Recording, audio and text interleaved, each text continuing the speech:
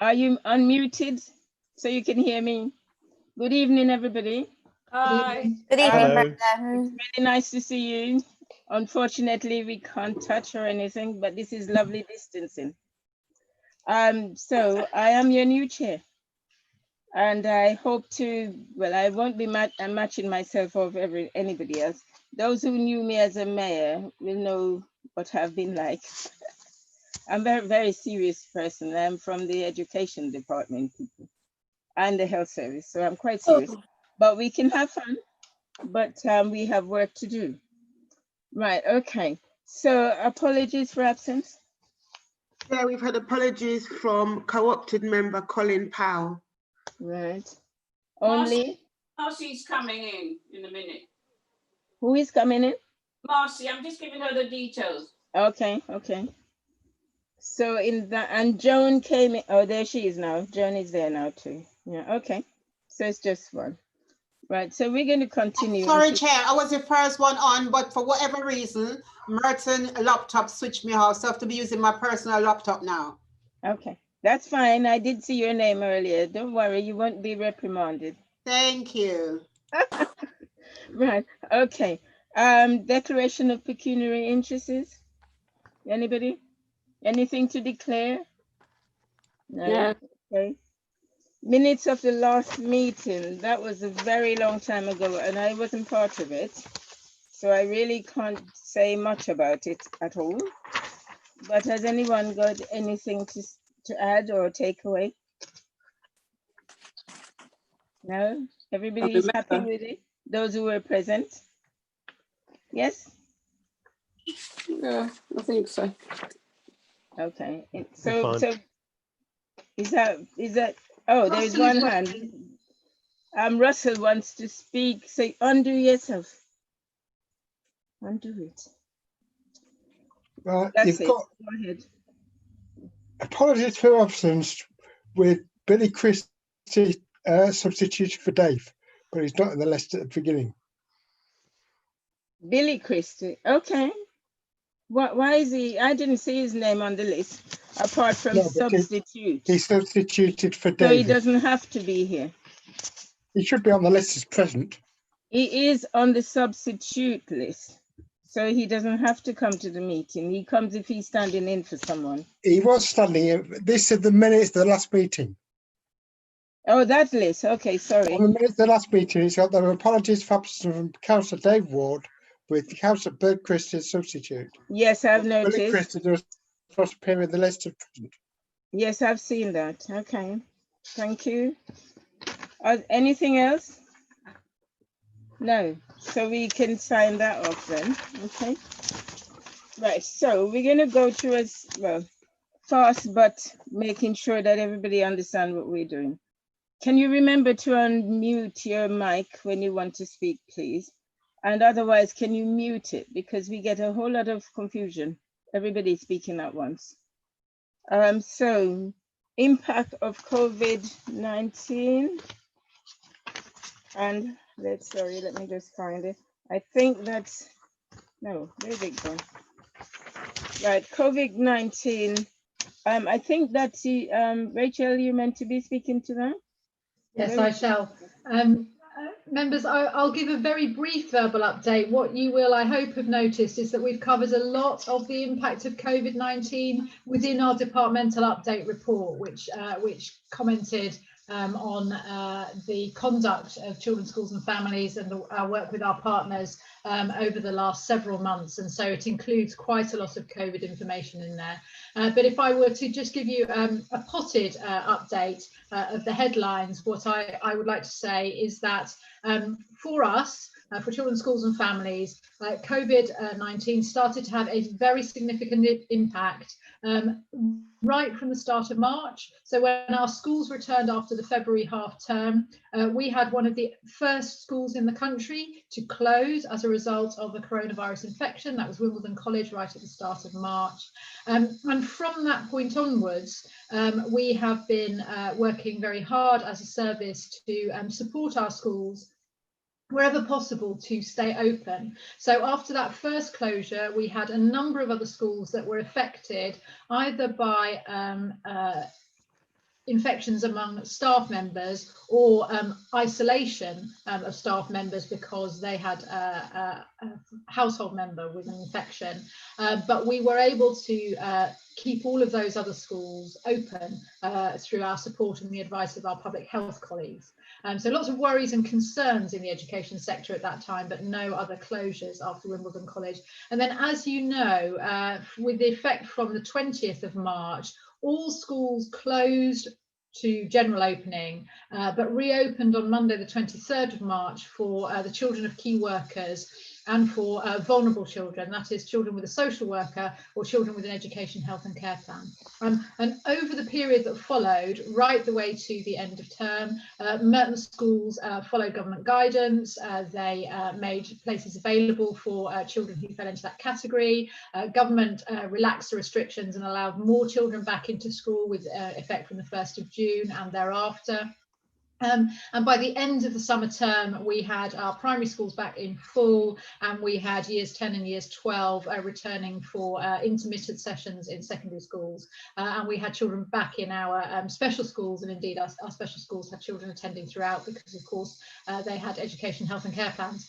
So we had open schools in line with government guidance at that point. And I'm very pleased really with the way that the education sector in Merton responded. I'm very pleased with the way that the education division supported our schools to stay open. That was done through a daily update to head teachers and regular contact by our Merton education partners who stopped pursuing the kind of school improvement programme that they would usually pursue with schools, and instead became regular contactors and supporters of our schools in action.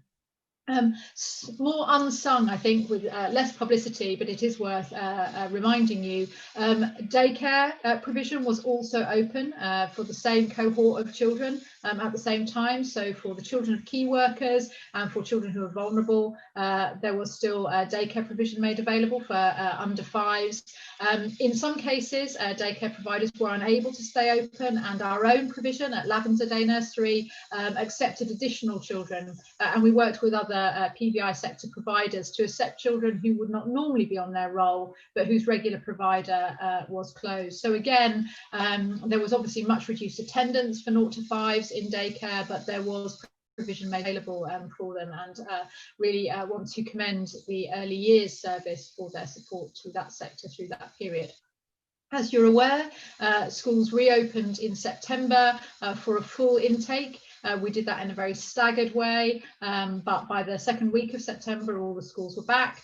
We have had some, what I suppose I could describe as noise in the system. In other words, we have had some infections, we have had some schools with concerns, but as of today, all of our schools are open, remain open. We've had some isolated bubbles needing to go home because they've been self-isolating, but we've been able to maintain a service in all our schools. And there's an update actually for all members that will go out tomorrow, which paints a more detailed picture of the situation in our schools, and we'll continue to send that every week through this term as required, as long as the infection runs. So that's the headlines on the education side. The other side, of course, is children's social care. A lot of concern about what the impact of COVID would be on children and on their families, both because of the risk of unseen abuse in lockdown, and also because of the impact of increased poverty on families who had lost income because their employers weren't open, and because of the likely increase in issues such as domestic abuse and substance misuse under the pressures of families being confined to the home environment, and in some cases home environments that were already very challenging without actually having to all be locked down together. So we saw a significant reduction in the early stages of the lockdown in the numbers of contacts and referrals to children's social care, but over time those returned to more normal levels. And what we did see within that was those referrals that came to social care tended to be of a more serious nature. So we were seeing fewer contacts and referrals, which led us to decide on no further action. In other words, people had a worry, they'd shared their worry, we'd talked it through with them, but decided it didn't meet the threshold for a social work response. But under COVID, more of the contacts that were made to us did require, proportionately more of the contacts that were made to us did require a social work response, because the challenges for those families were more significant, and therefore the risk of harm to children in those families was more significant. So the social work team had to significantly reduce the number of face-to-face visits that it made to families, both to keep staff safe and to keep the families safe from the risk of infection being spread by people going from house to house. But where children were on a child protection plan, where they were deemed to be at risk of harm, those visits continued to be face-to-face. And we made good use of technology to undertake visits virtually wherever it was safe to do so, and that was possible. And you'll see from the data, again, in the departmental update later, that over time we've returned to more and more face-to-face visits, less and less virtual contact, although there is still some. And obviously, if we go into a second peak situation, we might see those figures reverse again. The other thing that I want to draw to your attention is the way that the two divisions have worked together. So I alluded earlier on to the fact that schools were open to vulnerable children, that is particularly children with a social worker, children with an education, health and care plan. Obviously, we know who all those children are in Merton, and for those children, we undertook a process to establish what the risks were around them from attending school or from not attending school. So for many children, actually, when everyone was in lockdown, it was sensible for them to be at home with their families. But obviously for some, attending school and being seen at school was a really important safety measure for them.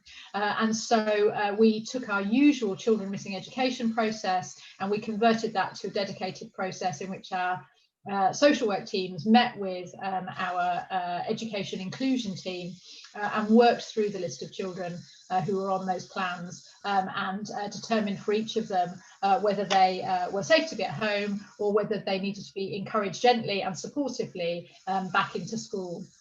And over the period of lockdown, we saw increasing numbers of children in those categories return to school. And we can track, and again, you'll see this data later in the departmental update report, we can see that those increases in children's attendance followed our children missing education meetings, which enabled us to identify what the barriers and the obstacles were. So I suppose I don't want to take up more of your time, and there is a very thorough report later on this agenda, but the headlines from my point of view are that we have a debt of gratitude, I think, to our colleagues and partners who are working with children in Merton. We had excellent support at this time from the police. We had excellent support at this time from our colleagues in the health services, even though they were obviously significantly diverted to respond to the COVID effort. And we had absolutely exceptional support and leadership from our schools and other settings to work with children. We maintained a good workforce capacity in our own staff during this period. We lost very few people, and we were able to continue to provide our services or revised services with the workers largely based from home, and everyone has adapted to this challenging environment to work effectively with children, young people and families. So grateful to my own staff right across children's schools and families as well.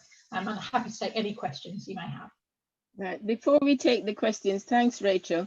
Eleanor, do you want to add anything?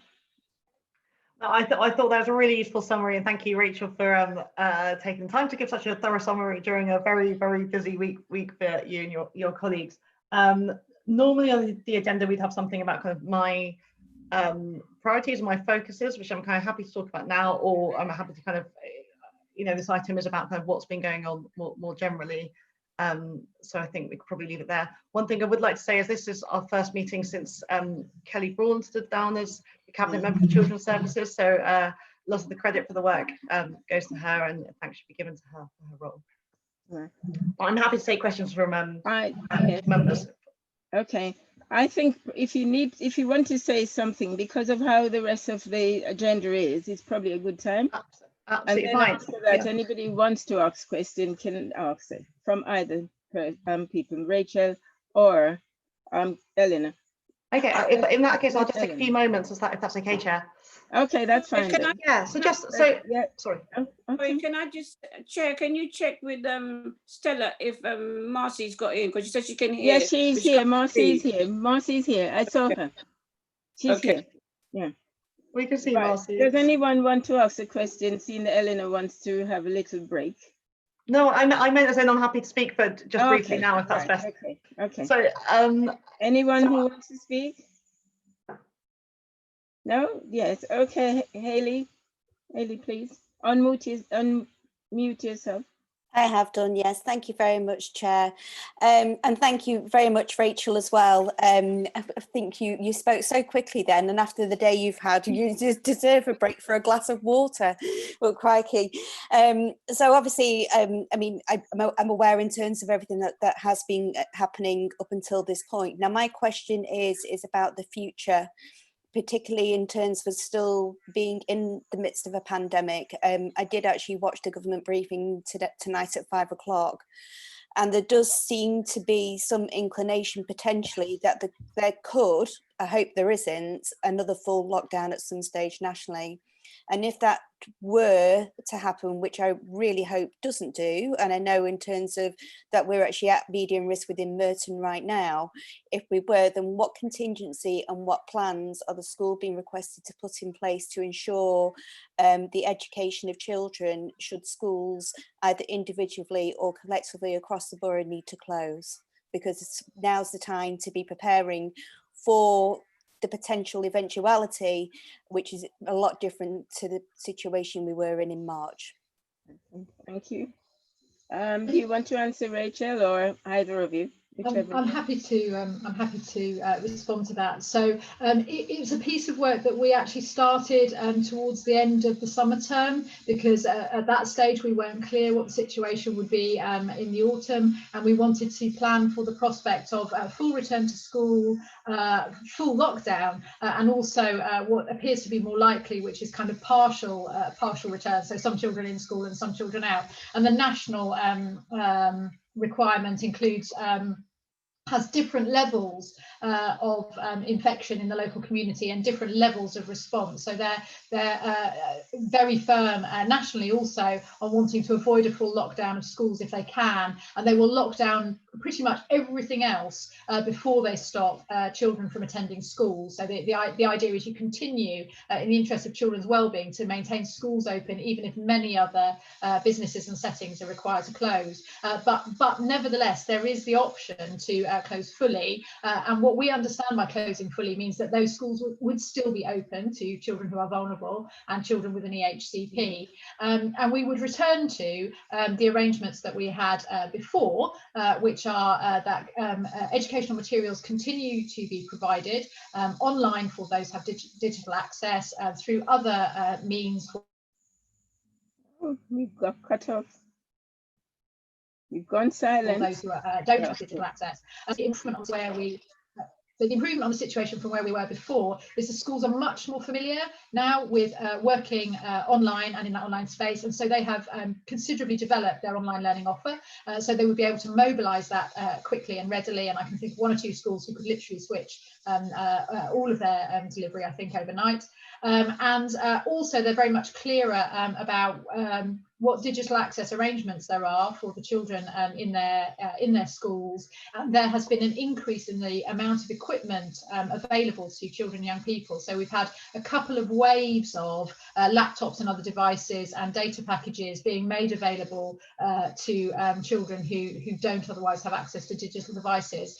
And so that improves. So it's the same response as last time, basically, but with improved capacity and understanding in the schools, and improved connectivity for the families at home.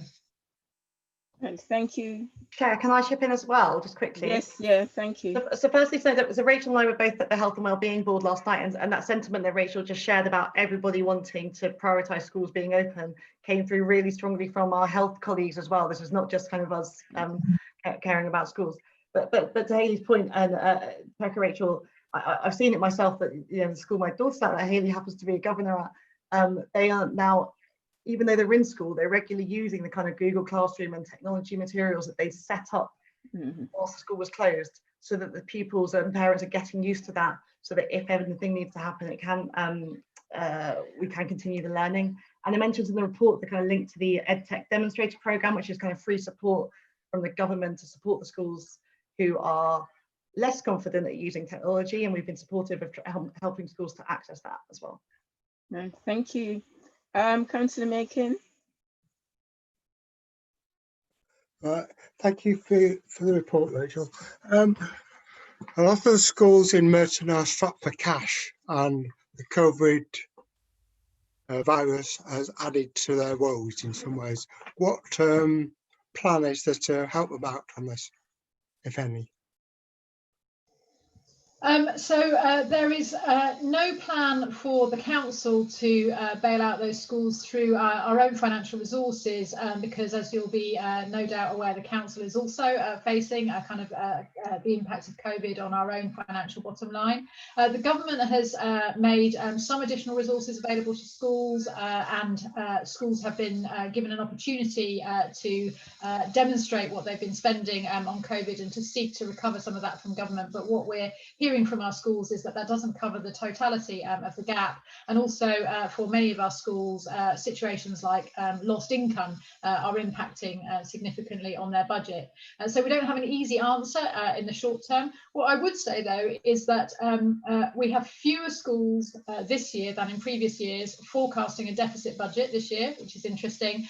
We have supported those schools that are forecasting a deficit budget to bring that deficit budget within a permissible level, and in some cases we have provided financial resources from the DSG fund, which is kind of set aside to support schools that are giving us concern for financial reasons. So for some schools there has been some special provision, but that is from the DSG rather than from the council's general fund. We'll continue to feed back to government about what the impact has been on schools of these measures, and hope that that forms part of their strategy. But we're not in a position ourselves as a council to provide additional funding directly from our bottom line to schools. Thank you. Councillor Bush. Thank you, and thank you, Rachel, for your verbal update and all the work that you've obviously been undertaking over the past couple of months. It's obviously been a difficult period for everyone, and especially for yourselves and the schools across Merton. So my kind of question is, and it relates to the students in our schools across Merton who potentially have suffered due to kind of being in lockdown, and their education potentially being at detriment and leading to a widening of a gap between students who have been able to kind of go through the education system, have been to school, or have had the stability at home whereby they're able to learn, in comparison to students who haven't. So now, where students have come back to school, there may be or there potentially is a knowledge gap between those two students. So what I want to know is, what are we doing as a council to aid schools to close that gap and to ensure that there's a plan in place so that moving forward that gap doesn't further widen, because those students are going to be at further disadvantage if we go into a borough-wide lockdown. Thank you. I don't know who is answering. Eleanor, are you? Yeah. Or do you want to? I don't mind. Unless Eleanor wants to come in. Okay. So two or three things ongoing. So the first thing that's happening is that obviously schools and the Education Division have been very aware of the COVID impact, widening all sorts of gaps. So it's not just the educational gap; it's widening the health gap, it's widening the income gap, and arguably that is what's causing the education gap to widen further. And schools can solve many of society's ills, but not all of them. So some of the reclosing of that gap will need to come from other social solutions that support those families in hardship. But where schools and education can respond, it's firstly by identifying where young people have fallen behind, the expected levels of attainment for their age and for their stage. And a lot of what schools are doing in this start to the new term is undertaking that work to evaluate gently and supportively what has gone on for children in the period while they've been out of school, and what impact that's had on their learning. And having identified what the impact has been, putting in place remedial activity. Now, there is central government funding for that remedial activity, which schools are able to make use of, and the Merton Education Partners and the School Improvement Service are supporting schools to determine how best to make use of that, and how to meet individual children's needs through that catch-up premium. So where central resources have been made available, the education services supporting schools to deploy that well.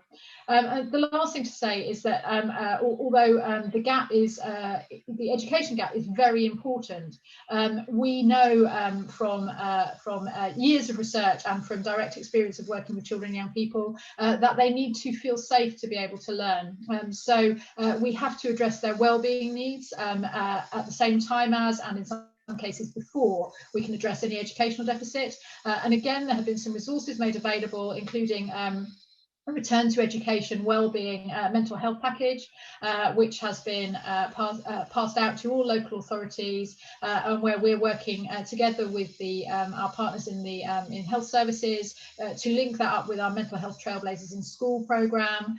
We've got 2 lead professionals now trained in the delivery of this, and cascading the training through all our schools. And the programme has been well received. So there has been some scepticism, I think, throughout this period of the quality of some of the things that have been part of the central offer, but this wellbeing resource has landed very well with our teams and with our schools, and so we're inputting that through schools so that children's wellbeing needs are addressed, so that the remedial activity around their learning can have full impact. And we'll continue to monitor that. So there's a significant prioritisation at the moment for those young people who are in what will be exam years this year. And of course, there's a great uncertainty over whether those exams will take place in the usual way. So last year's year 10s and year 12s, who were the first to return to secondary school in July, obviously the secondary schools are now working with their current year 11 and year 13 to prepare them for those important hurdles. But in every year and in every stage,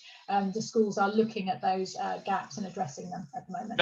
Just to kind of follow up from what you've said then, obviously my biggest concern is that there's a set of children that potentially in the long term will be impacted by COVID-19 and their education. So I don't know whether the data that the schools are collecting on these students that have potentially have this knowledge gap, we'll just use that term, whether we could potentially have those figures feeded back to us in any way, shape or form, so we could see kind of, because what I don't want happening is that those kids being forgotten, and then later on down the line, these are the kids that are potentially, it's too late to kind of fix anything in a few years' time. I feel like if we put steps in place now, we can ensure that even if they are 6 months behind, 7 months behind, but if there's plans and we're aware of them, we can then monitor their progress over the next 12 months. I don't know whether that's possible.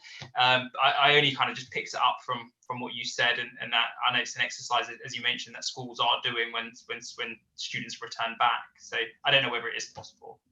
So it's not possible to do that through data. So we have particular data points. So we have the Key Stage 1 SATs, Key Stage 2 SATs, and then we have GCSEs and obviously A-levels. And those are the points at which we have data which is kind of shared, it's validated, it's norm referenced, and where you can really see with clarity what the gap is for cohorts of children. And we don't have, nor would we intend to collect anything at that level of detail for these children and in these schools at this time, partly because there's no good evidence that repeatedly testing children helps them learn any faster, and lots of evidence that in fact it takes up curriculum time in a really unhelpful way and exerts unhelpful pressure on them. So we and also schools are under significant pressure still at this point, and therefore to add additional testing regimes to kind of pull together data that we could share and use is not a good use of schools' time. But what I would want to reassure you about is that the schools themselves are very clear for the young people that they know what their expected progress was and how close they are to that expected progress. That's the work that they're doing now, which is supporting those children based on the work that they've done in the past and where they appear to be in the kind of in these early weeks. They're doing it in a really gentle way, and it's not a way that's very amenable to kind of giving us numbers to crunch, but it's purposeful, it's kind of pedagogically sound, it's supportive to these children, and they will get lots of help to catch up. The other thing that I would say, and this is much more of a kind of philosophical reflection, but I hold it very true as a DCS, and that is it's never too late. And we put these hurdles in place.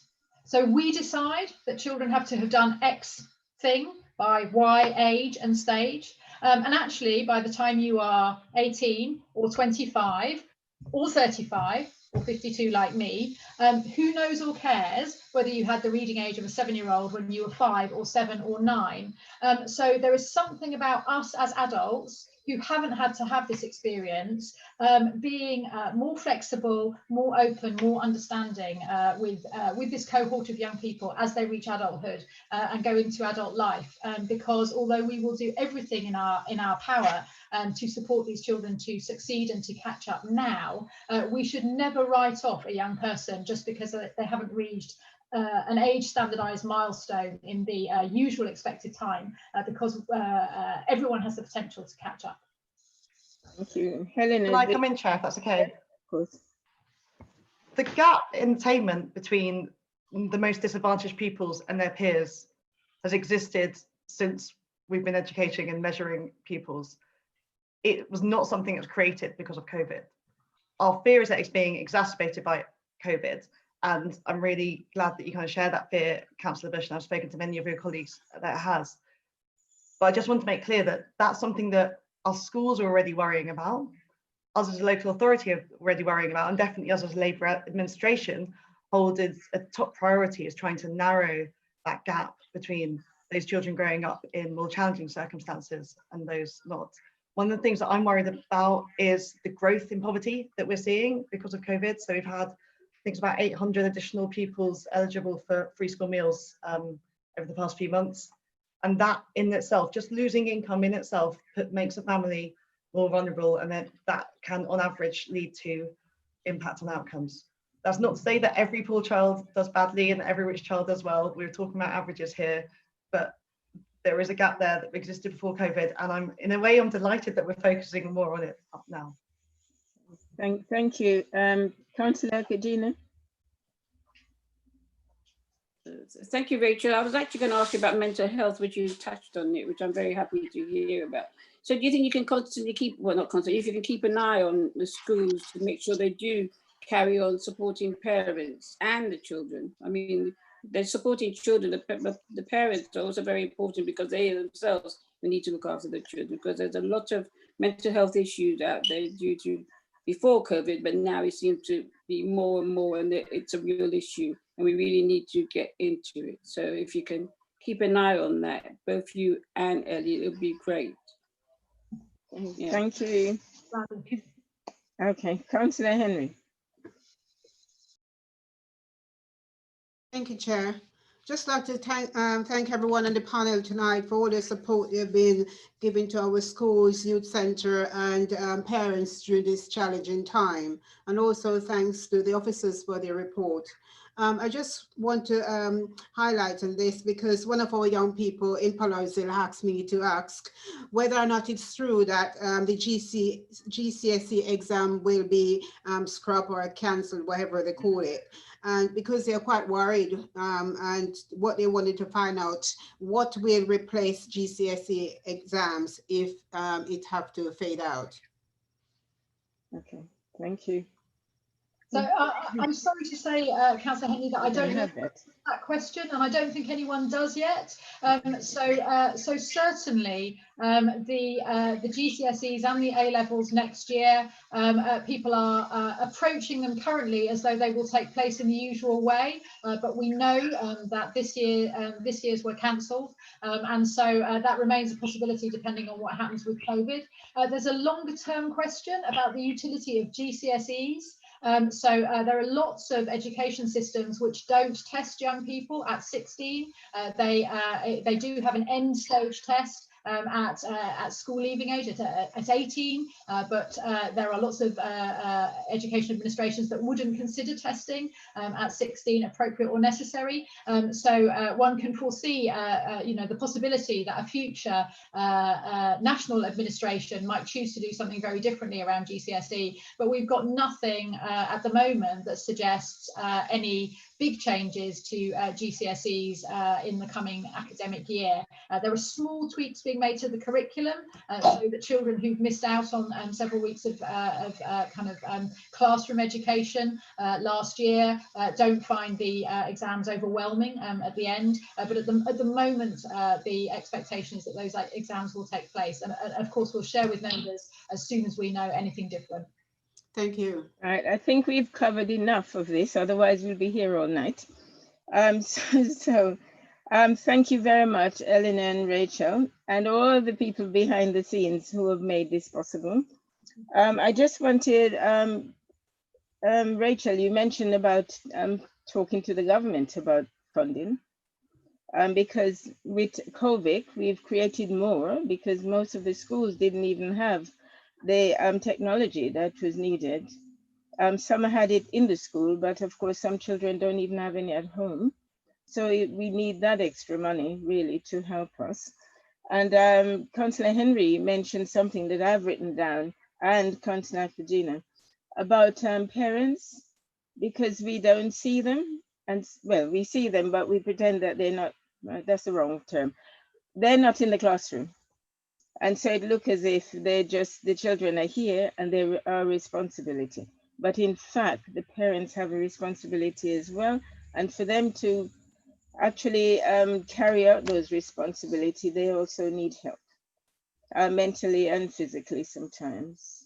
And so we must try not to forget that they're there, because if they have happy homes, children usually learn more. One thing hasn't been mentioned, and I think it was touched on by someone. It's about food, hygiene, not hygiene, nutrition. Because some children don't even have breakfast in the morning, so the brain isn't functioning if we don't give them something to eat, and some don't have proper lunch or even a proper meal.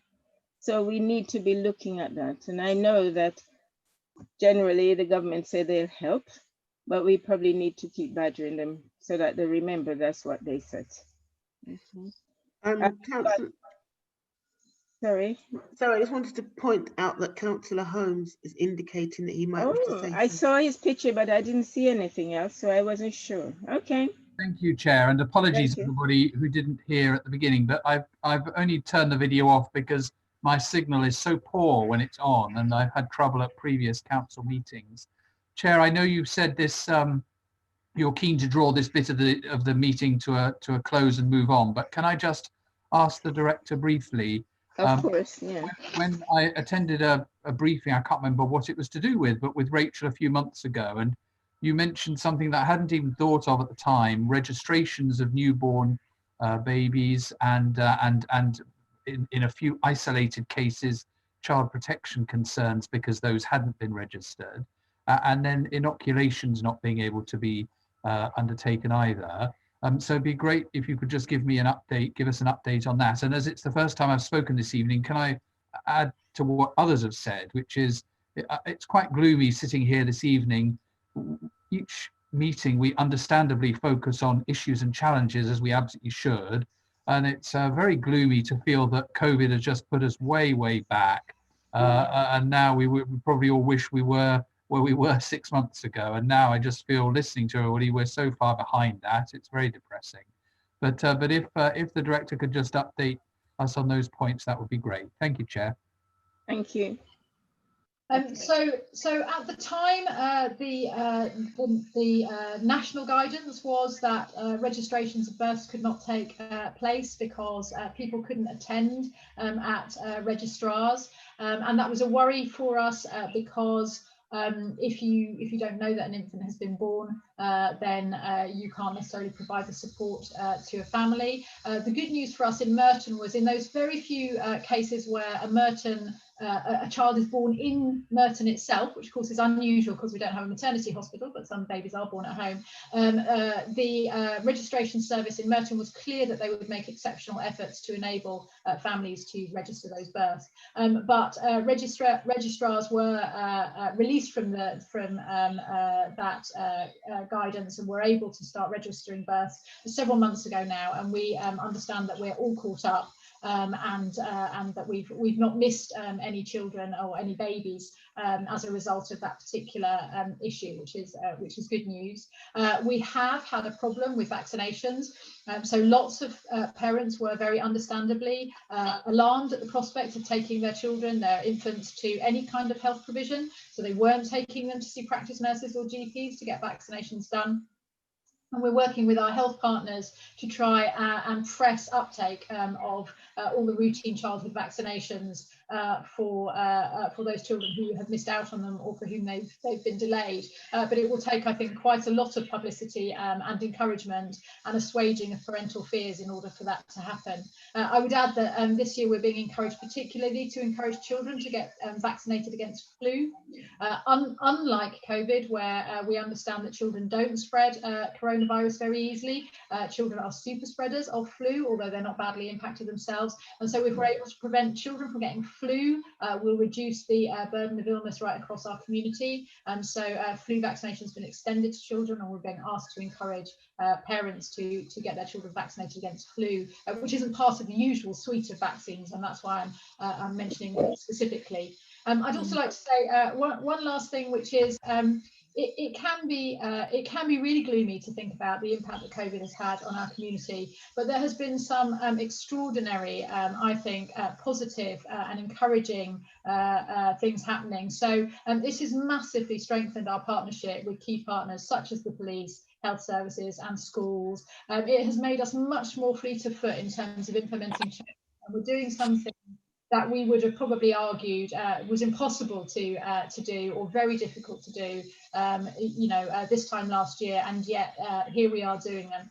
And so, although I absolutely get the, especially in these dark winter evenings drawing in, I get the kind of tendency towards gloom. But my overwhelming kind of memory of this period in our work together will be how well staff pull together, partners pull together, voluntary sector colleagues pull together, and actually our communities pull together in a difficult time. And Merton's performing well on lots of measures because of that community spirit.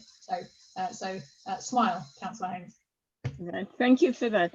Very last one, Thank you very much. because we have more. Councillor Foley, please. Thank you, Chair. I'll be quick. My first two questions were both taken by Councillor Macon and Councillor Bush. So very valid questions. But I would like to thank Rachel for her report, and also Councillor Kelly Braun for her work as a cabinet member as well on this panel, which I'm glad Eleanor mentioned at the start. Rachel, just going back on the vaccination question, we read in the national press and hear that vaccinations are running low, there aren't enough to go around. And I listened to somebody only on LBC today, that a pharmacist that only has 10 vaccinations and he'd ordered several hundred. So do we know if they are on the way? I mean, this is unprecedented, but clearly we need to encourage people to get the flu vaccination, but it does seem that there could be a shortage. I'm not aware of it happening yet in Merton, but maybe you could give us any news you have on that. Thank you. Yeah, I don't have any news on that, but I do know that I was encouraged only yesterday to do the encouraging of parents to get their children vaccinated. And I think had our Director of Public Health been concerned about the availability of vaccines in the short term, she wouldn't she'd have caveated that encouragement. My guess is that if we do find ourselves running short, she will also be the first to notify me, and I will be able to share that in the next update if that is the situation. That's fine. Thanks, Rachel. Thank you. Can I chip in? My understanding is that the children's flu vaccines are ordered en masse every year anyway. So we do this universal flu planning. Where there's been additional demand has been for the adults who want the injection. So for children, it's a nasal spray, and for adults, an injection. And that's where people are struggling now. Is to like, I went to Boots on Monday because I was very, very smug and booked my appointment back on the 1st of September because I'm like that. But apparently now it's impossible to get an appointment at Boots unless you're in one of the high priority groups. But for children, as far as I'm aware, it's fine. Okay, I think I'm going to have the last word on this one. I will add to what Councillor Holmes said, but I don't think that COVID has really, as Rachel said, given us more of the negative. We've learned so much from COVID. Neighbours who never even knew their neighbours now seems to know them and helping them. But also COVID has opened up like a can of worms. Poverty and vulnerability has come out in the open. And so therefore now we're really seeing what's happening in society, which I wouldn't say it was covered up, but it wasn't obvious enough. And so to every bad side, there is a good side, I think. But thank you all very much for what you've contributed. It's been really interesting. Let's now pass on to item 5, Harris Academy, Wimbledon. And I think that's also again going to be Rachel. You'll be here all night, you know, and Eleanor. I'm going to hand over very quickly to Tom Proctor, who is going to present this paper. So, Tom. Yeah, shall I take something straight away from you? Thank you. Yeah, so shall I just do a very brief background to the paper? So I think people are pretty well aware of the background to the new school. It's our first new school in Mercer Secondary School for well over a generation. Although it's a free school, we took a very proactive interest in ensuring the school opened to provide sufficient school places and as been well documented in the past, ensured there was a clear site for the school to be built. With the plan being that to ensure the school opened in September 2018, it would have 2 years for up to 360 children in the first 2 years at Watley Avenue, by which time the DfE would be able to have completed the new school in High Path for September 2020, and that was still very much the plan all the way up to the COVID lockdown. Unfortunately, that did cause delays with the site closing down entirely for 3-4 weeks, and then supply chain issues has rapidly, as anyone who goes past, accelerated since that time. I was at the site last week, and it is very tight, but on schedule to complete just before half term, so the pupils can move in soon after half term. So the contingency had to be for half a term because Watley Avenue didn't have enough room for 3 year groups of pupils, and so Harris Morden, who have a 6th form block that is empty, has been used as a unit that's actually been quite successful. Clearly some concern from parents at the beginning, but transport, we lobbied the DfE and they had provided dedicated transport from the what will be the new site to Harris Morden, which has worked quite well. In terms of the school, it is quite comfortably oversubscribed, on par with a lot of our other popular secondary schools. And we're pleased that we definitely needed that school, because the other schools have also actually increased their roles, not decreased their roles, because we put it in just at the right time as the roles increased. I don't think I need to say anything more, but obviously happy to take any questions. Do you want to add anything, Eleanor or Rachel? Yes or no? I'm happy to respond to questions. Okay, and is that the same for you, Rachel? She's not here. Okay. Any questions? Anyone? Right, Haley and Mr. Mansour. Councillor Omrid, please.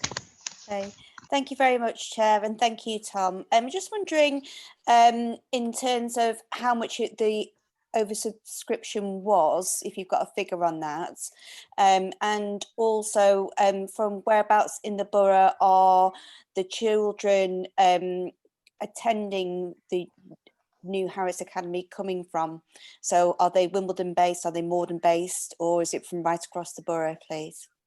Okay, so in terms of the oversubscription, for this year, they had 120 total preferences, so 137 first, 197 second, 193rd preferences. So that's pretty similar to sort of Rickard's, Rutledge, etc. I think it's behind Ursuline, that's our most oversubscribed school.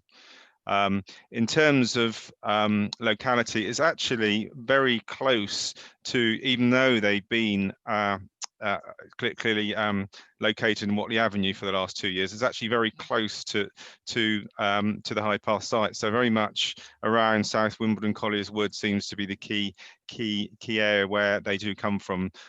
Any from Mitcham are very much the north side of Mitcham, sort of around sort of the Phipsbridge area, rather than beyond that.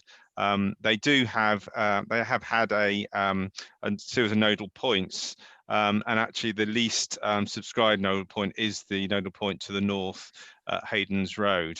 We have found actually there's more demand around the key South Wimbledon Colliers Wood area than actually north of Wimbledon Town Centre. Thank you. Anyone else? Oh yeah, Mr. Mansour. Can you undo? Yeah, that's it. Thank you, Chair. Thanks, Tom. I just need to know about the transport arrangements that have been made for the New Year 7 people from Watley Avenue, South Wimbledon to Harris Academy Morden. Yeah, it's actually been from, but because that's where the pupils are from, the transport's actually been for the year 7 pupils from the High Path site area. So it's been from South Wimbledon to Harris Morden. So coaches have been laid on for those that wanted it, has been paid for by the DfE.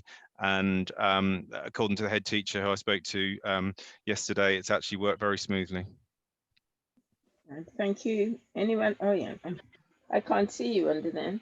Oh, Mr. Holmes, Councillor Holmes, please. Oh, we can see him now. Hello. I can only see his head. Close off again, otherwise nobody will hear me. So just 2 things. Firstly, just at risk of embarrassing him, I would like to share with members what a great job Tom has done at Melrose School and all the work going on there. And I would just like to share with you all the huge effort he's put in, and I'm very grateful for that.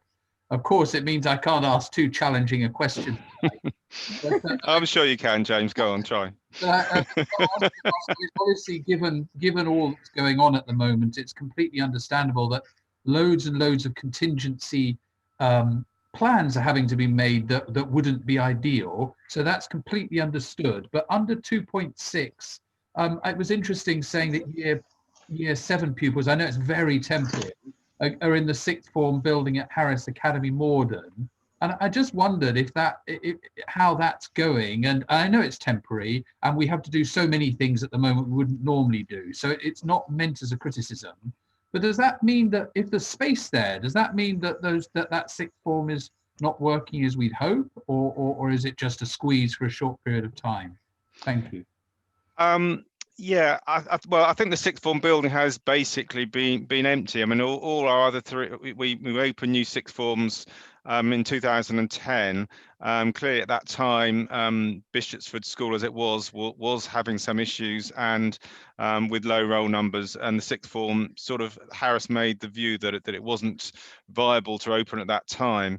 And since then they've had federated 6th forms. So their 6th form teaching has been really across other Harris sites. So the 6th form never actually has established. So it's been a pretty underused building by Harris Morden since that time, and so therefore it was ideal as it came. as a separate building, and clearly not ideal, especially the transportation, but it was big enough, and head teachers is quite content that actually the children have settled in quite well. And in some ways, I suppose, start of secondary school is really daunting, isn't it, when you suddenly go from a small primary school to a 1,200 place secondary school. So it's actually been quite easy for them settled in to, you know, a very small unit of just 180 children before they then go to the bigger world after half term of the new school. Right, thank you. Anyone else? Thank you, Tom, and thank you, Chair. Just You're so I welcome. hadn't appreciated that. Is this one of the new buildings? One of the, well, so-called temporary buildings, but they're 50 years, isn't it? Is this one of the new sixth forms that is not being used? That's right. It was always a smaller building. building we built at that time, because we always expected, because the school had more spare space. But yes, that is correct. Yeah, new in 2010. We've been here too long, James. Thank you. Is that everybody? Councillor Fedina. Yeah, I just want to ask Tom whether James is going to get his hall in Melrose. Yes. Fantastic. As long as planning committee agree it next month. It's been long coming, long waited for anyway, so that's good. Okay, right. Thank you, everyone. And now we're going to move It's on. very exciting. James, have you finished? Yes, no, okay. Agenda 6, please. And it's Carl here. Is Carl here too? No, he won't be even. Carl is fully on the Ofsted effort, so I realise, yes. Bear with me. I will lead this item if that's all right. Okay, that's fine. Yes, yes. Can I just explain? We were supposed to get some data, but then Ofsted came along. And really, as somebody who's taught in FE and in HE and all of this, I do know what it's like, the stress when that time comes. And so I was asked if we could, not leniency, but to defer something. So the data hasn't gone anywhere, but we can't produce it tonight. And that's why Carl is busy elsewhere. In case James asks in for data tonight, so we're not having it. Okay, thank you. I really appreciate your understanding, Chair. So, and we will be back for the production of the regular performance information for the next scrutiny meeting in November. So, if I can just pick through a handful of highlights really from this report, I'm going to take it that members have read it and are kind of largely conversant with the detail. So just a quick reminder that the format of this report is to give you a bit of a news update from each of the service areas within the Directorate, so that both familiarises members with the whole work of the Directorate. It's very easy, I think, sometimes to just think it's all schools and social workers, but it's very much broader than that. So to familiarise you with the work of the Directorate and how that's going, and also in the expectation that that will give you the opportunity to ask focused questions on those areas that you find interesting or puzzling or that you're curious about. From time to time, there are 3 sections in this report which do that. You have specifically asked us to provide information, and that appears in the report as a scrutiny request. So you'll see those as we go through, and the first of those relates to serious youth violence. But essentially, what the report does is it combines 2 things this time. It combines our normal kind of service improvement and performance information with some references to some of the stuff that I've already taken you through earlier, which is the impact of COVID on those individual services. The other thing that I probably should say is that at paragraph 2.2, when I was drafting the report, I said I'm conscious that Ofsted is likely to be undertaking a social care inspection in Merton in the coming months. They're here now. So we're already in this report a little bit out of date. And by the time we get to November, what we'll be doing is we'll be sharing with you what Ofsted said about us and any further improvements that we need to make to our practice in response to that visit that they're currently making. 2 additional bits of information which are in kind of my update rather than the individual services, because they cover the whole of children's schools and families, and they're a bit out of the ordinary. One is in relation to the Holiday Inn at Collier's Wood. which has been repurposed by the Home Office to accommodate asylum seekers. When that arrangement was first made, we were assured that there would be no children in the building. That was not so. We had a number of families with children, and we are now providing support to a number of those families, including making arrangements for them to have school places, because although this was originally billed as very temporary accommodation, what we know is that for many of those children, they have stayed already considerably longer, and it would be to their detriment to be cooped up in the hotel and not to be receiving education, and indeed we have a statutory duty to meet their education needs. And so both my social work teams and my admissions officers have been attending at the hotel and supporting those families. And I think the work that we've done in Merton to support families there has been exemplary. We're certainly getting the impression that in many other places the Home Office has made similar arrangements, and families are being kind of abandoned to their fate, which is very unwelcome. The other thing is a significant piece of work done all across the service, which was in response to the killing of George Floyd, to the disproportionate impact of COVID-19 on BAME communities, and to the consequent Black Lives Matter demonstrations, which obviously impacted on our service users, real diverse residents in the borough, and young people in particular wanted to talk to us about all of their kind of experiences with how young people are responded to in policing, in their day-to-day lives, and so forth. So we have been doing work on ourselves as a directorate, considering anti-racist practice, anti-oppressive practice, and looking hard at discrimination in the services that we offer and in the way that we conduct our business, and supporting our frontline workers to support the young people and the families that they work with. I'm very aware that this is a kind of an additional context for everyone at present. So I don't propose to take you in detail through the rest of the paragraphs in the report, because I think that you've had a chance to read them all, but just to outline the fact that the first half of the report is about the Children's Social Care and Youth Inclusion Division. It includes one of the scrutiny requests, which is the knife crime update, which is something that you requested an update from us. And then the second half of the report is the Education Division, and that takes us through all the business of the Education Service. It includes some specific scrutiny requests around early years provision and the funded places, and also for SEND and education, health and care plans, and the support around those. So those you've asked us about, and I'm happy to come back to those shortly. And then finally, there's a final segment which is about joint commissioning and partnerships, and that is a service which doesn't sit within the Children's Schools and Families Directorate, but it integrates Children's Schools and Families Commissioners, Public Health Commissioners, and Children's Commissioners from the CCG into one single team. And you've got some update work there, some update information there about that team as well, because they sit under my wing. So whistle stop tour, but happy to take questions on any of the information you have in front of you. Okay.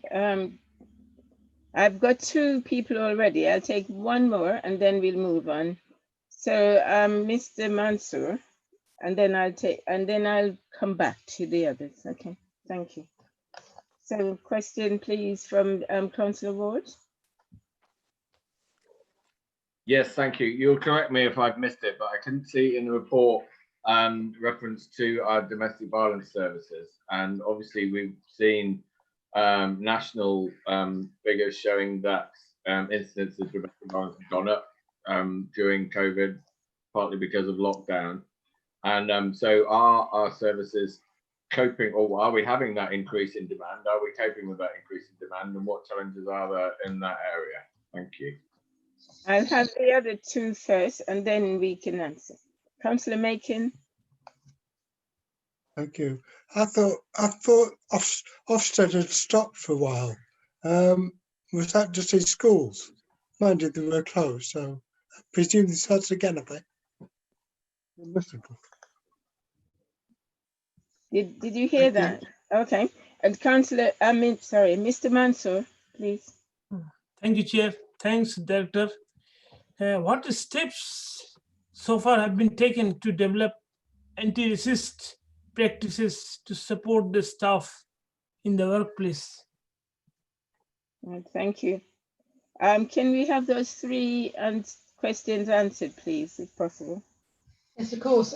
So to take the domestic violence question first, part of the reason for not mentioning them is many of those services are commissioned from outside children's schools and families. They're commissioned under the wing of the Safer and Stronger Partnership. But you're absolutely right, of course. We do see a lot of children being referred to social care because of domestic abuse in their families.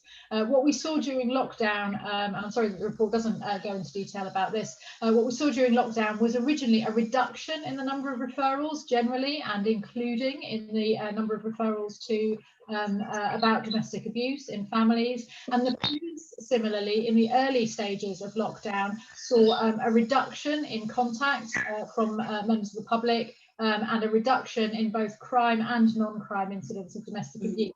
However, it didn't stay that quiet, and over time the police numbers increased significantly, I alluded to the fact that the contacts and referrals that were now coming into our social work front door had increased in kind of complexity and risk for the children and the families concerned. And one of the factors in that is some really complex, nasty domestic violence. So thank you, Councillor Ward, for raising it. What we are seeing now is an increase in the referrals and an increase in the severity of what has happened, but it's taken quite a while to come through. And what was interesting was that in the early stages of lockdown, neither the police nor social care were getting calls, but voluntary sector organisations were getting callers wanting to talk, but not necessarily wanting statutory services. And now the statutory services are increasingly involved. And so there is pressure there, and there is activity there. At the moment, I would say that the services are holding up fine, but we'll continue to monitor that. In relation to Ofsted, you're absolutely right, Russell. They did stop for a while, and they stopped in schools and settings, and they stopped for local authorities as well, from lockdown all the way to the end of term. But they are undertaking visits now in school and other settings and to local authorities. And what they're tending to do is they're using their existing inspection frameworks, but they're modifying them for the COVID context. So what they're doing with us this week and next is they're doing a kind of I'm calling it a hybrid between what's known as a focused visit and a short ILACS inspection. And what we won't have when they've gone is we won't have a graded judgment. So they won't call us inadequate or requires improvement or good, let alone outstanding, but they will just write a narrative reflection on what they've seen. That's kind of helpful on one level because it will provide information and it will provide assurance for members. It's unhelpful on another level because it means they'll still want to come back and do a graded inspection, sooner rather than later. But we would have expected them this year. Our last full inspection was 2017, so we were due. So we're not surprised that they're with us, and we're not alarmed either. We're just busy. So that's Ofsted. And then in relation to anti-racist practices, so we've done a number of things both in the Directorate and more broadly. So within the Directorate, we have access directly, but also through the Education Division in particular, to educational resources, and those have been used within teams, heads of service, team managers using resources to talk with their workers and to engage in discussions about what our practice looks like and how it might need to change. I've had a meeting with our youth service, youth workers, to talk about the issues that they encounter in their work and that our young people are experiencing, and thinking about the ways that we can support them, in particular around things like stop and search, and how that's experienced by the young people that we support. And we've corporately, we have reinvigorated a staff forum for Black and other minority staff, and that has been done with significant support from within the Children's Schools and Families Directorate, and that is now resourced. It has a small funding stream, and is using that with the intention of engaging speakers and facilitators to undertake this work too. So I would say that it's still in early stages, but what I have observed is a real commitment to undertaking this work and to keep going with the conversation. And then corporately again, so not unique to children, schools and families, but it will impact on us and impact for the better. Corporately, we've taken a number of steps to look differently at how we monitor the impact of our policies and procedures on across the diversity of our staff.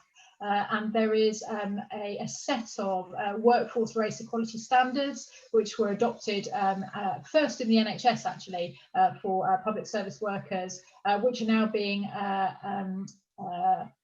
councils are being encouraged to adopt, and Merton Council is picking up and adapting those for local government work and adopting those for the workforce. Right, so those three are gone. Councillor Kajina, please. Yes, thank you, Rachel. I just want to know how Cricket Green School's doing with the new expansion, and whether it's full or they're still getting referrals, and how have they been managing in the COVID situation? Because some of the children are quite vulnerable. So could you just fill me in, please? And Yeah. Ellie, if she's. So there's a kind of, that is a sort of sad story, but also a really positive and hopeful one. So just as lockdown was announced, they were due to have their grand opening of their expanded building. Celia had done loads of work to prepare for the celebration, and there were brochures and kind of goodie bags and all sorts of lovely things. And they had to pull that at the last minute. So that was really sad. And I think she's still got probably brochures and presentation materials from that planned celebration. So if you get a chance to pay them a visit, you'll probably get one of those. She and the school have been marvellous, absolutely marvellous during the lockdown period. So of all the schools and settings that were accommodating young people with challenging needs who have an education, health and care plan, we saw Cricket Green really positively reaching out to young people and making sure that if they needed to be in school, they were in school. That's been absolutely brilliant through this period, and Celia has worked tremendously hard, but with extraordinary cheerfulness, and her staff likewise have been amazing. And the young people, so from time to time I get in my inbox a video which was taken of the young people doing their thing, whether it's kind of singing in a socially distanced choir in their outdoor area, or any of the other lovely things they do. So Cricket Green's an absolute success story. I can't tell you, but I can tell you that I will go back and ask exactly what the number of places is and whether they've got any spare. But Tom would have been able to answer that, but I'll need to go back and double check. But considering the environment, the school is thriving, and they have been a tremendous support to children and families throughout this period. Fantastic. Councillor Bush. No, sorry, has Ellie got anything else to say on to that? Is that it? To say about what? No, other than Eleanor didn't say she wanted to. Do you want to say but something? I'm happy to. Always happy to echo any plaudits for Cricket Green and for Celia and what she's done. And also that I think what Celia also needs to build for is the work she then does supporting other schools as well, despite everything she's going through in her school. And I'm just so sad that the grand opening didn't happen. Yeah. Okay then, thank you. Councillor Bush, please. Rachel, thank you very much for your update again. I'm sure you're sick of speaking at this stage of the evening and of all our questions. So my kind of questions in relation to the Black Lives Matter steering group that's in your report. So I was just wondering if you could kind of give us a bit more information about what they do, who that steering group's kind of made up of, and whether that steering group can feed back their findings to us, if possible. So to answer your last question first, yes, I can arrange, so we can have that as a scrutiny request in the next departmental update if you'd be interested. That might be appropriate, a couple of paragraphs on that. I can't tell you the full membership of that steering group, but that can also form part of that update. What their focus is to support the curriculum in schools, so that they all have kind of curriculum expertise, experts in supporting schools, and so what they're doing is they're working with schools to develop their curriculum in order to promote anti-racist education in schools, and that's partly been on a kind of push basis from the service, but it's also, I would want to say, very much on a pull basis from the schools saying we want to undertake further development work, and we want to draw on your expertise and resources and guidance to do so. So the schools are not resistant in any way. This is something that they're positively seeking from us, which is really welcome. Yeah, So I would definitely like to see this as it being brought to the next meeting if everyone's in favour of it. That's okay. Yes. Councillor Holmes, please. Councillor Holmes. Thank you, Chair, and thank you to the Director for her report. I just wanted to make a couple of comments. I can be heard? Yes. Yes, you can. So so thank you, Rachel. Thank you for your comments. Obviously, the observation, the whole of the report is how much innovation there is, and that's really exciting. And congratulations on that. I mean, the report is full of innovative things that are happening. I looked, in particular, I wanted to ask about 214, 215.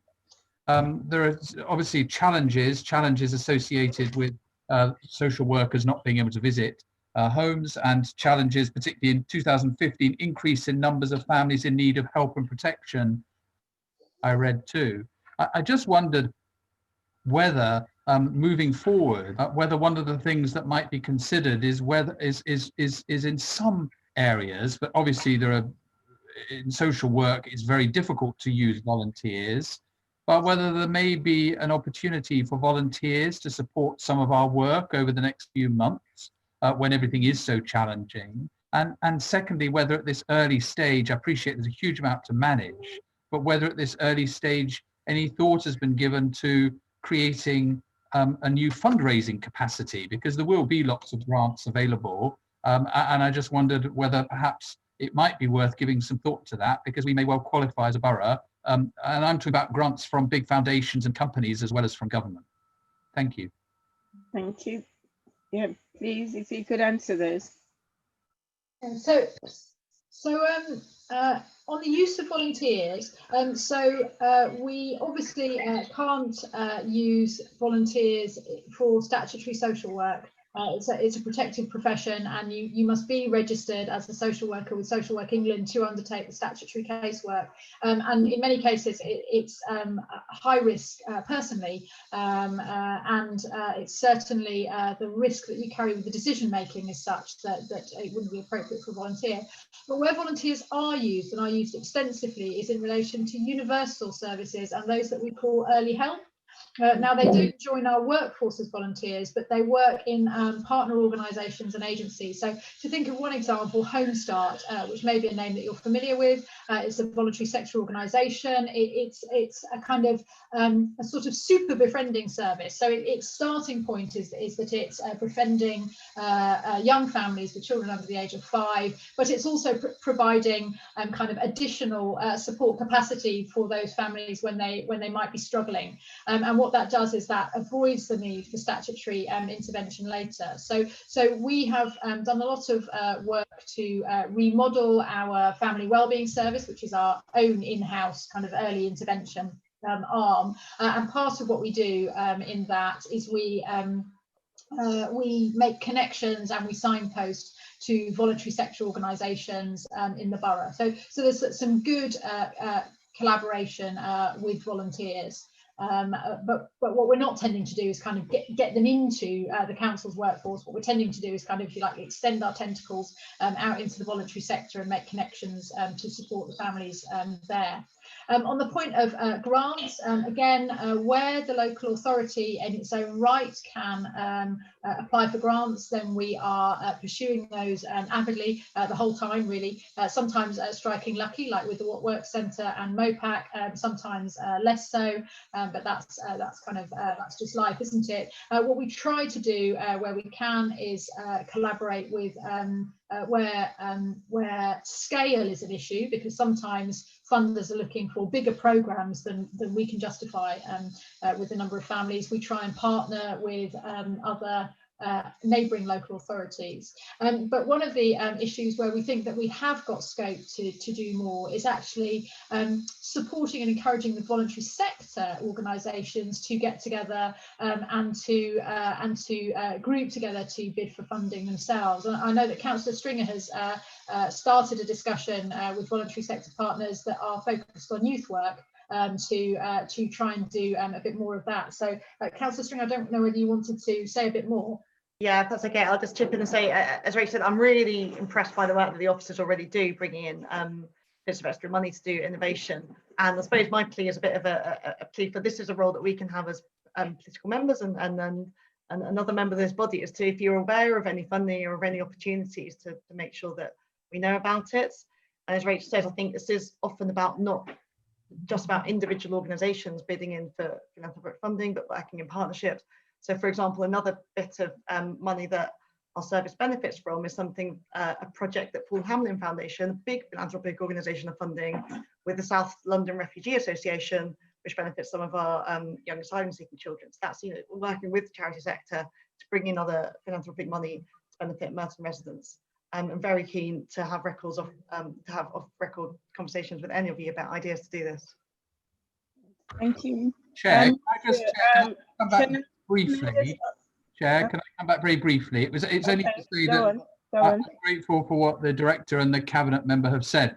Just so I don't make too big a fool of myself, but obviously I'm aware that we can't have volunteers doing statutory work or volunteers as social workers. I didn't really mean that. What I did mean is what Rachel moved on to, which is we've heard this evening about community spirit, and Chair, you've alluded to that too. But to have a sort of army of community volunteers who are able to support young people with their education, with their reading, families who are feeling isolated or vulnerable at the moment, people who need advice. I appreciate the focus of tonight is young people, but it was more that could be one of the good things that come out of this, is that people are encouraged to be more community spirited. And it was more that I meant, but you did address that as well in what you said. Thank you. Okay, before you go any further, I just add a little bit. There is actually a very new school, a supplementary school, which came into being, which I'm supposed to be writing to both of you about, for a different reason from what you've put forward. We really need a venue when we can meet outside of online, and they are doing exceedingly well. And I'm very happy to send you the connection and their website and everything else. They've only done about 6 weeks, but you think they've been there 6 years. And they're doing maths and English, 7 to 16-year-old, and Black history. But I'll send all of that to you as well.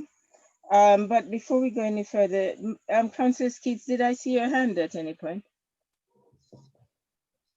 No, okay. Councillor Henry. 1 minute. Thank you, Chair.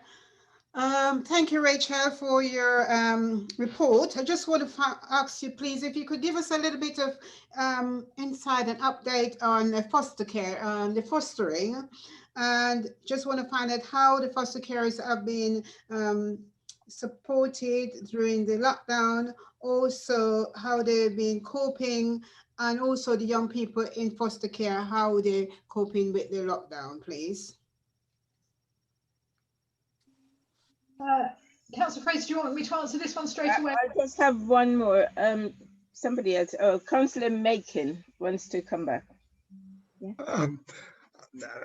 In reference to what James Holmes said before, EdUK Merton have got a scheme this month, which is called Pen Pal.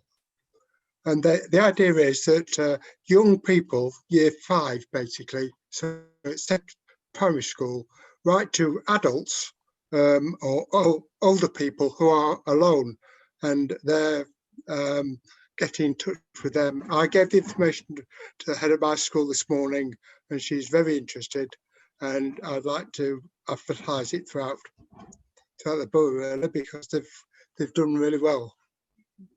Thank you. Yes, please. Can you answer that?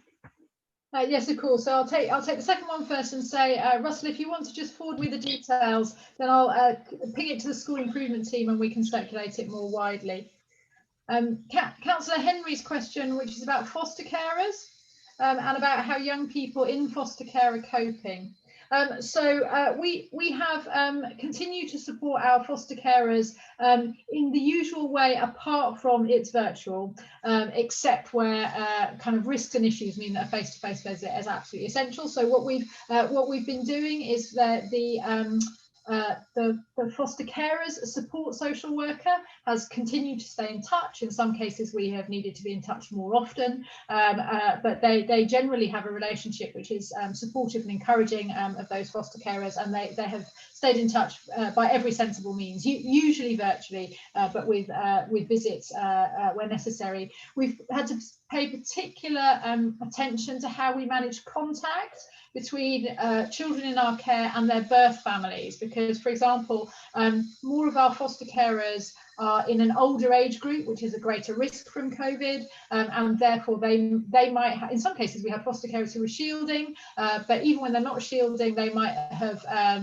been perceived as being at significant risk, and then having children pass between their home and their birth family's home might have introduced them to risk. So in those specific situations, we've worked with foster carers to try and make virtual visiting arrangements and things like that, so that children can have family time with their birth families without putting foster carers at risk. So in a sense, I don't want to generalize too much, but for each different carer situation and each different young person, there's been support around practical arrangements around that. And for young people in foster care, there's been a real variety of experiences. And that's actually been true for children and young people generally. And so for some of our young people, they have found lockdown, particularly the early stages of lockdown when people were really locked down, they found that very containing.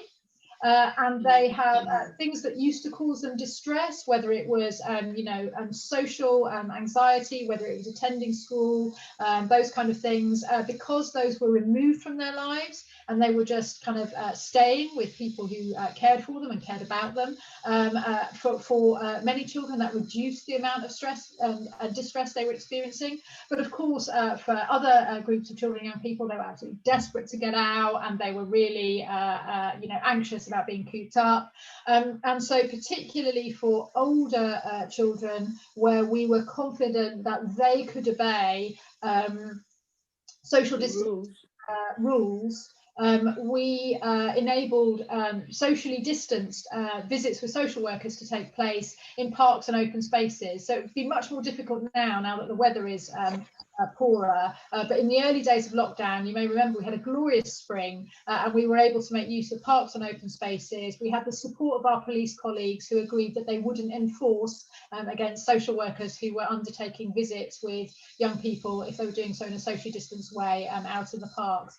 And so that was an example of some really good innovation at the time. So we've been really, really flexible and responsive to different individual young people's needs.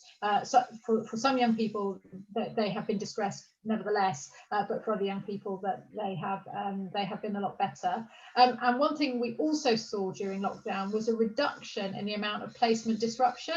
So placement disruption is a bit of a euphemism, but what it really means is children who have to move from where they're living to live somewhere else because the person who was caring for them no longer feels able to.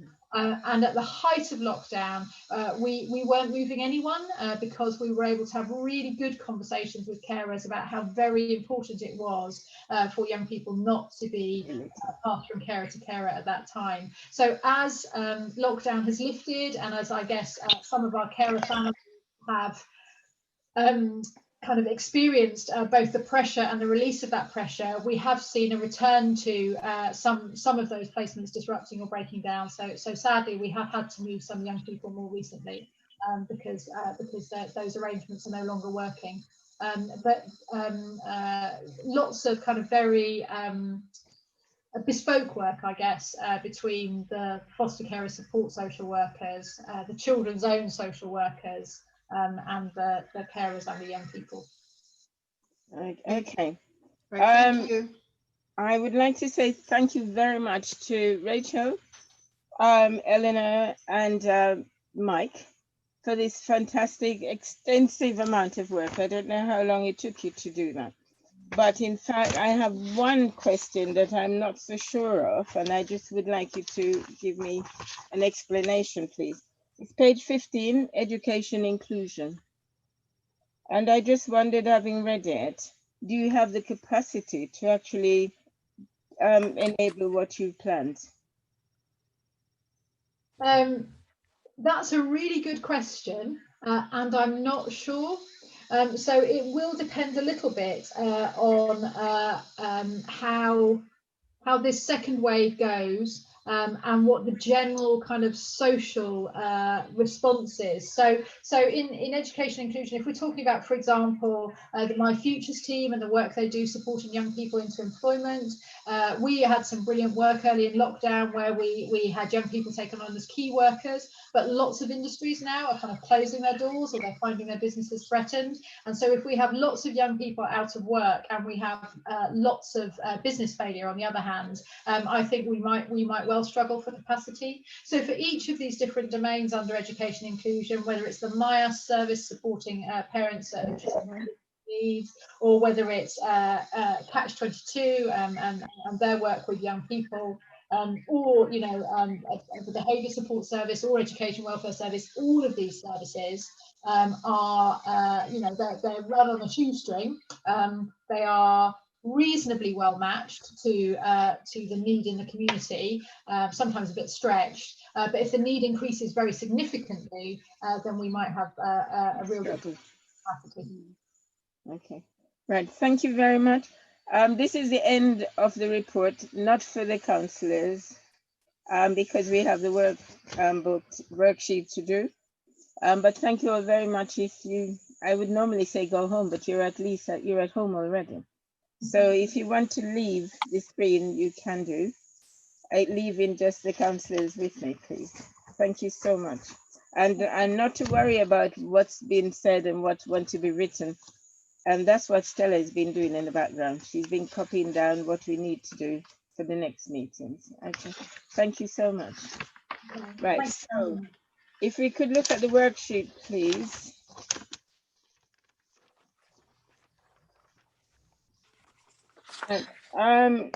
When I received this, I realized really we're sort of in the middle of everything.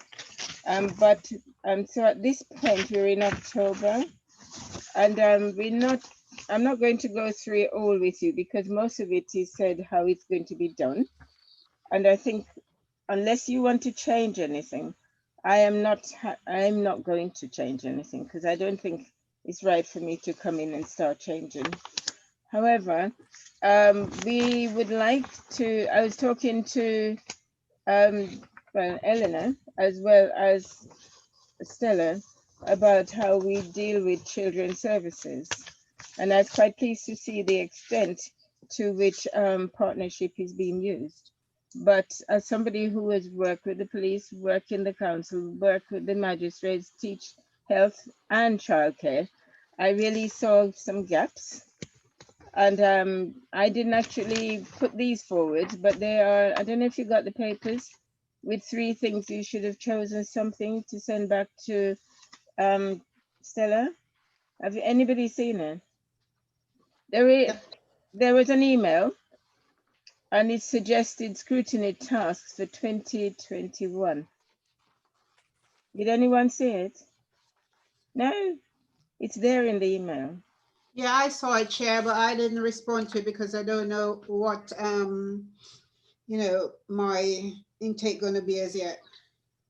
Yeah, well, okay, well, in that case, if you haven't received it, I'll ask Stella to send it out again so that everybody gets it. But really, there are 3 topics: improving uptake of cycling in Merton.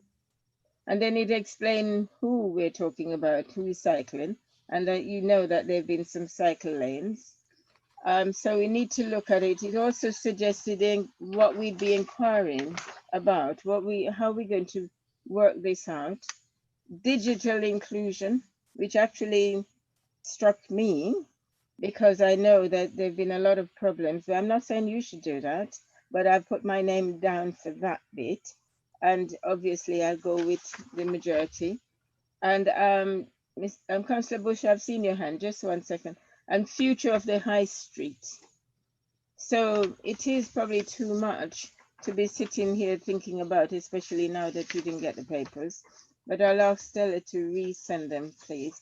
1 minute. Councillor Bush?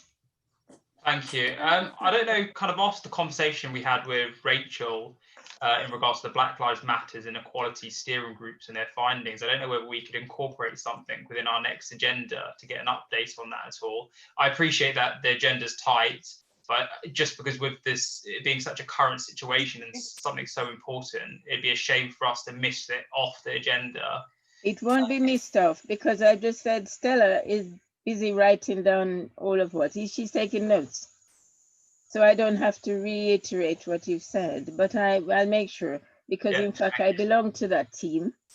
Yeah, thank you. And so, and other councillors here have been going to the meetings as well, and so, and it is very important. It shouldn't take the losing of a life, and in fact many since, to start that up. Yeah, and it's a lot more than losing life. It's a lot, yeah. It's a bigger picture than that, and yeah, it's too late to talk about it. But absolutely. Yes, it's going to be on the agenda. Thank you, Councillor. Right. So if there's nothing else, I'd like to thank you all very much for your Chair, 1 minute. Can I say something? Go on. Right. I just would like to bring to the panel. In my ward, Pollardville, there's a new center which will be opening soon. It's called Sherwood Park Hall. I don't know if any of you know Sherwood Park Primary School. Next door is a playing field, and we had a building called the Pavilion. It was closed for over 6 years.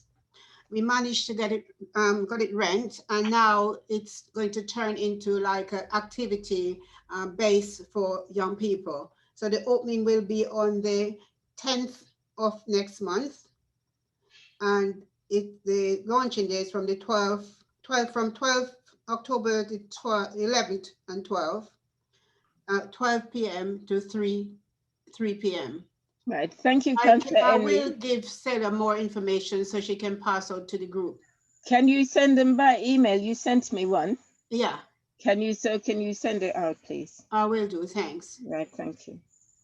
Anybody else want to say any last words? No. Thank you. Oh, okay. Councillor Humroyd. I don't think anybody's actually welcomed you, Chair, to be honest with you. So I just wanted to say welcome to your first meeting as Chair at the meeting, and we look forward to having you on board and working with you in the future. Thank you so much. Yes, I had some informal welcome earlier on, but thank you so much indeed. Yes, thank you. Yeah, and I hope to work with you in as much as I can and in more depth. And there might be some changes, but I'm not one of those people who change things and tell you to do it. We're not in school, and even schools, you don't do that anymore. So we will discuss and we'll work together. Thank you all so much. Thank you, Chair. Thank you, everyone. Thank you. Have a good night. Bye. Bye. Thanks.